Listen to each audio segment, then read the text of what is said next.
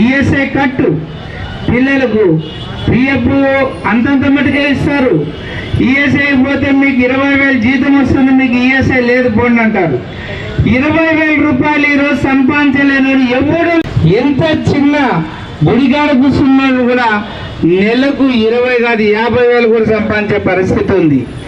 అది ఒక పెద్దలందరూ కూడా గమనించాలి. ఇది ఒకటి గట్టిగా మాట్లాడి మనకు కార్మికులకు ఈఎస్ఐ అనేది 20,000 రూపాయలు ప్రత్యేకంగా ఆలోచించి కార్మికులకు మనం తోడ్పడితే బాగుంటుందని కూడా ఈ సభాముఖంగా తెలియజేస్తున్నాను. అదే మీరు కార్మికులంటే మన ప్రభావాలు అయ్యే సొత్తు కాదు. వాడు 1,00,000 రూపాయలు జీతం తీసుకుంటాడు. వాడు 1,00,000 రూపాయలు జీతం తీసుకుంటే మనం 100 మంది మన కింద పని చేస్తేనే వాడు 1,00,000 రూపాయలు జీతం తీసుకుంటాడు. వాడు కూడా కార్మికుడే. కాకపోతే డబ్బు అహంకారంతో ధనాహంకారంతో మనవన కార్మికుడని వాడు పైన ఉంటాడు.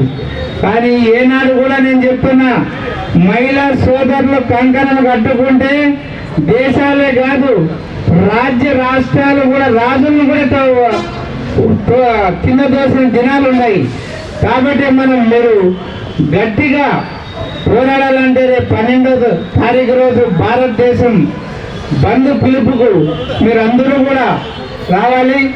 మీరు ఈరోజు వచ్చినట్లు రేపు వచ్చేటాలకు కూడా ఏదైనా సౌకర్యం, వెహికల్ సౌకర్యం, మీకు ఏదైనా మంచి చెడ్డలు కావాలన్నా కూడా మాకు గణేష్ గారికి కానీ మారణ కానీ మాకు కానీ లోకల్లో ఉండగా తెలియజేస్తే మీకు వెహికల్ కూడా అరేంజ్మెంట్ చేస్తాం. పెద్దలు నిర్ణయించిన కూడా మీరు మాతో చేయగలిపి 12వ తారీఖు రోజు ఇక్కడికే వస్తే మనం ఉన్న కంపెనీలన్నీ కూడా బంద్ చేపిస్తే చేసే కార్మికులను బయటకు పంపిస్తే వాళ్ళకు కూడా గుణపాఠం అవుతుంది, వాళ్ళకు కూడా గుర్తు వస్తుంది. కార్మికులు దెబ్బేంద్ర అనేది కూడా యజమానికి తెలుస్తుంది. కాబట్టి మీరందరూ కూడా 12వ తారీఖు రోజు ఈ బంద్ను మీరు గట్టిగా చేయాలని కూడా ఈ సభాముఖంగా తెలియజేస్తున్నాను. కొంచెం మా ఇంట్లో మా బాబుకు బర్త్డే ఉంది, ఆడ వికలాంగులకు భోజనాలు పెడుతున్నారు. కాబట్టి పోవాలని నేను మా గణేష్ అన్న ఫస్ట్ అంటే ఆయన కొంచెం టైం తీసుకున్నాడు, పెద్ద మనిషి. ఏమనుకోకుండా అమ్మల మహిళా సోదరులు తమ్ముళ్ళు అన్నలు అందరూ కూడా మీరు ఆశీర్వదించి మా బాబుని ఈరోజు కోరలు లేని 4 కోర్సుని ఈరోజు కార్మికుల మీద రుద్దింది. కార్మికులకు హక్కులు లేకుండా చేస్తే సమ్మెలు ఆగిపోతాయనే భ్రమల్లో ఈరోజు మోడీ ప్రభుత్వం ఉన్నది. మొన్న బడ్జెట్లో కూడా చూసినాం, బడా పారిశ్రామికవేత్తలకు కార్పొరేట్ సంస్థలకు 7 లక్షల కోట్లు దోచిపెడుతూ బడ్జెట్ ప్రవేశపెట్టారు. పెట్టుబడిదారులకు వ్యతిరేకంగా కార్మికులు ఐక్యం కాకుండా చూడడం కోసం కార్మికుల హక్కులను కాలరాచే ప్రయత్నంలో ఈ మోడీ ప్రభుత్వం ఉన్నది. చరిత్ర అంతా కార్మికులు పోరాడి హక్కులు సాధించుకున్నారు, చట్టాలు సాధించుకున్నారు. చట్టాల భిక్షతో పోరాటాలు రాలేదు.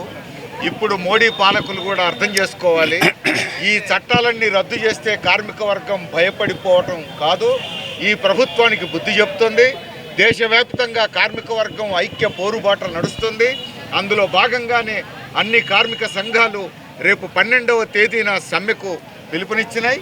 12వ తేదీన జరగబోయేటువంటి సార్వత్రిక సమ్మెలో కార్మిక వర్గం అంతా ఐక్యంగా పాల్గొనాలని, మోడీ ప్రభుత్వానికి బుద్ధి వచ్చే విధంగా, దిగి వచ్చే విధంగా తమ పోరు సత్తాను చూపించాలని కార్మిక వర్గానికి విజ్ఞప్తి చేస్తున్నాం.